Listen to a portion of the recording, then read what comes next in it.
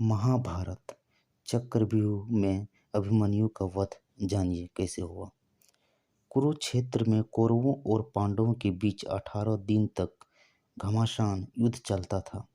एक ओर धर्म के लिए लड़ने वाले पांडव थे तो दूसरी ओर छल कपट और धोखा देने में माहिर कौरव।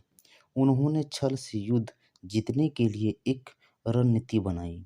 उनकी योजना थी कि वो अर्जुन को युद्ध में उलझाकर चारों भाइयों से दूर ले जाएंगे और फिर युधिष्ठिर को बंदी बनाकर युद्ध जीत लेंगे।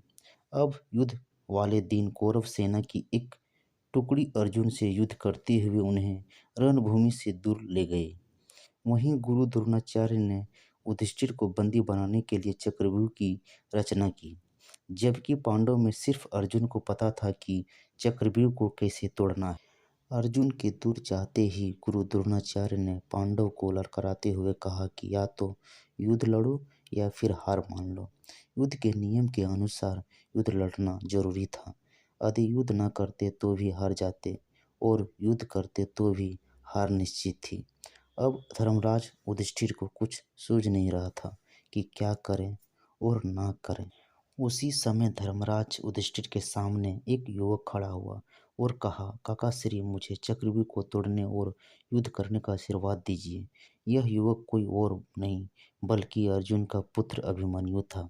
अभिमन्यु अभी मात्र 16 वर्ष का ही था, लेकिन सभी जानते थे कि वह युद्ध कौशल में अपने पिता के जैसा ही निपुण है। युधिष्ठिर ने अभिमन्यु को मना किया, लेकिन अभिमन्यु नहीं माना और उसने कहा, मुझे चक्रव्यूह तोड़ना आता है।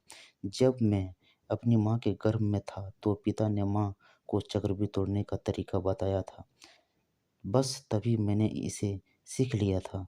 मैं आगे रहूंगा और आप सब मेरे पीछे पीछे आइए। हार मानकर युधिष्ठिर ने अभिमन्यु की बात मान ली और सभी युद्ध के लिए तैयार हो गए। सबसे आगे अभिमन्यु था और बाकी सब उसके पीछे। अभिमन्यु के रण क्षेत्र में देखकर कौरव मजाक उड़ाने लगे कि यह छोटा बालक क्या युद्ध करेगा। लेकिन जब उन्होंने अभिमन्यु के युद्ध कौशल को देखा तो उनके पसीने छूट गए। आगे बढ़ते हुए अभिमन्यु ने दुर्योधन के पुत्र लक्ष्मण को मार गिराया और चक्रव्यूह में प्रवेश कर गया। उसके चक्रव्यूह में प्रवेश करते ही सिंधु के राजा जयद्रथ ने चक्रव्यूह का द्वार बंद कर दिया ताकि चारों भाइयों चक्रव्यूह में प्रवेश न कर पाए। अभिमन्यु आगे बढ़ता जा रहा था।